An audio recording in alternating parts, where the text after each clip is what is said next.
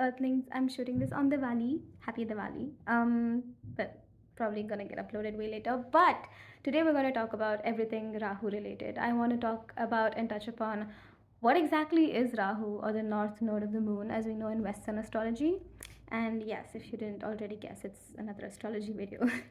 I just wanted to touch upon everything that Rahu represents and what energy does Rahu bring and what even is Rahu and why is Rahu, you know, considered to be inauspicious, or Rahu Kal or Rahu Kalam to be something to fear or something that you should be wary of. Let's get into everything Rahu. It's so funny. I feel motivated to make an astrology video because literally my favorite astrologer in the whole wide world, or like one of them to be honest, told me like I'm a few days away from, becoming a professional astrologer. He basically expressed his faith in me and it felt really good. And I was like, this is validation. It's not about anything material world related, but intuition about the workings of the cosmos through Vedic astrology. Imagine having somebody tell you like, girl, you know your shit. Sorry. But yeah, it felt really good. So I feel like I want to talk about Rahu today because I feel like a lot of people don't understand what Rahu is and what Rahu can represent. So right off the bat, before I delve into more of subtler things that Rahu represents, I want to talk about the basic things that everybody associates Rahu with. Let's talk about Rahu Kala. So basically, Rahu is the head of the serpent, or represents the head, and Ketu is the body. So Rahu and Ketu are cut in half and separated. And wherever you find Rahu, if you find Rahu in a particular house, the exact opposite of that house you will find Ketu. These two are always opposite one another. They're basically one body separated into two. Now I'll talk about Ketu some other time, but Rahu represents something that doesn't have a body but just a head. So it represents desire. Like Rahu is like energy that makes you want to consume, makes you want to take, but Rahu never truly is satisfied, because where's all that food or whatever you eat going? Nowhere, because there's no like rest of the body. So it's just an endless hunger with no satiability, is that a word? So because there's no stomach and there's just a mouth, the snake's mouth, also Rahu is depicted by snakes, basically the head of a snake. So Rahu represents insatiability, like hunger, desire with no satisfaction. So usually wherever Rahu sits in a birth chart, that's where you have a lot of desires, but the fulfillment of those desires don't bring fulfillment, if you know what I mean.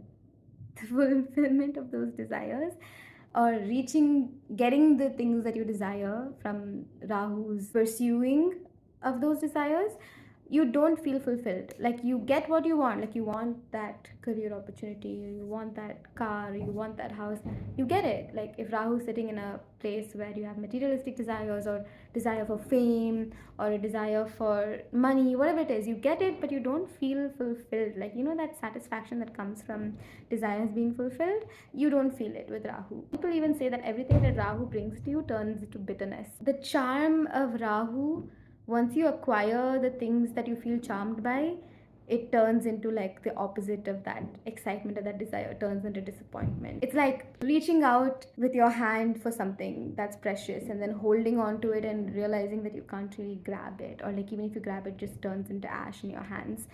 It's the best way I can describe Rahu energy. Why is Rahu Kalam or Rahu Kala considered inauspicious?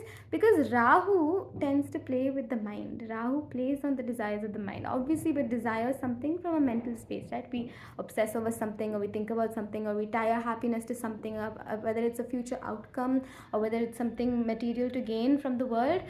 Rahu makes the mind tie itself to that particular thing. So Rahu Kalam has an influence particularly on the mind in a way where we're not in our right minds. We're thinking from a place of non-rootedness, where there's just desire. And Rahu brings a lot of like jumping from one thing to another thing to another thing to another thing mentally, brings mental unrest. People are not thinking straight under the influence of Rahu. Rahu also leads a mind towards addiction. More Rahu is also illusory and like is all about illusory world, so include intoxication in that, and being under the influence of alcohol. Alcohol is a very Rahu thing. Drug addiction, all of this is very connected to Rahu energy. Rahu just takes you in the direction of your desires, and it's very like, usually Rahu desires are short-lived. Those spurts of like quick fixes and like shortcuts to success. The Shani way, basically the Saturnian way of doing things, is like slow and steady and disciplined, and being patient and waiting for growth and putting in the effort and like not really caring about the fruit that it gives. Rahu will give you the fruit right away. It's like Rahu is like immediate fulfillment of desires, but then there's that emptiness that comes with it. And there's also, they say that Rahu can take you to super high highs, but then drop you to super low lows immediately after that. Just like how people say quick money is lost quickly as quickly as it comes. And like there are no shortcuts to life. If you have found a shortcut, chances are it's not sustainable, right? So all of those concepts are ruled by Rahu. Now Rahu can be really, really good with respect to placements where it's contributing to someone's interest in technology or research. Rahu basically amplifies the qualities of whatever house it sits in. There are two planets that amplify one planet, one node, but two of them that amplify the qualities of a house. One is Jupiter. Wherever Jupiter sits, it expands the qualities of that house in a very dharmic, sattvic, good way, unless there are malefic influences.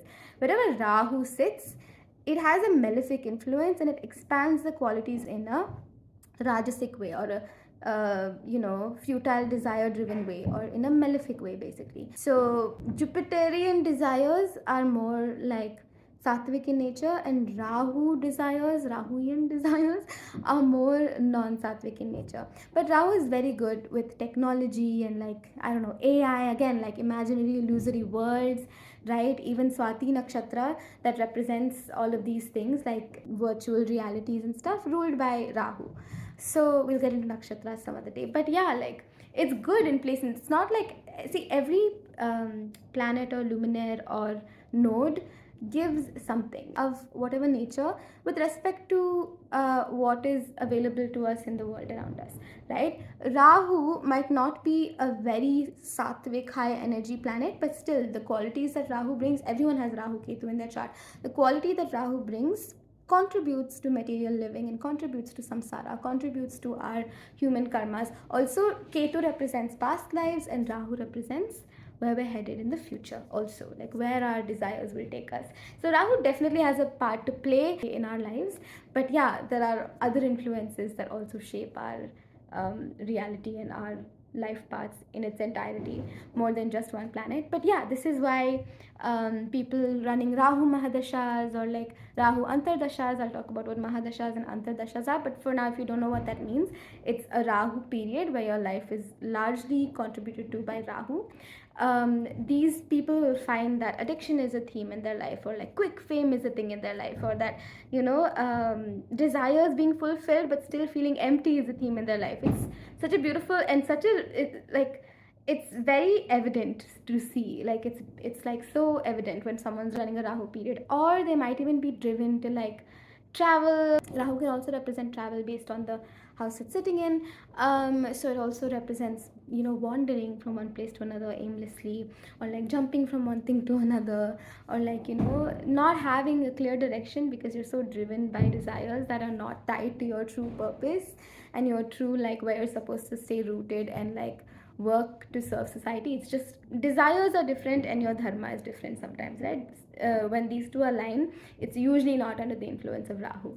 So that's it for today's video about Rahu. I would love to talk more about, I'm sure it has definitely many more connotations, but also we can assess what Rahu means in different placements, different houses, different nakshatras, different signs.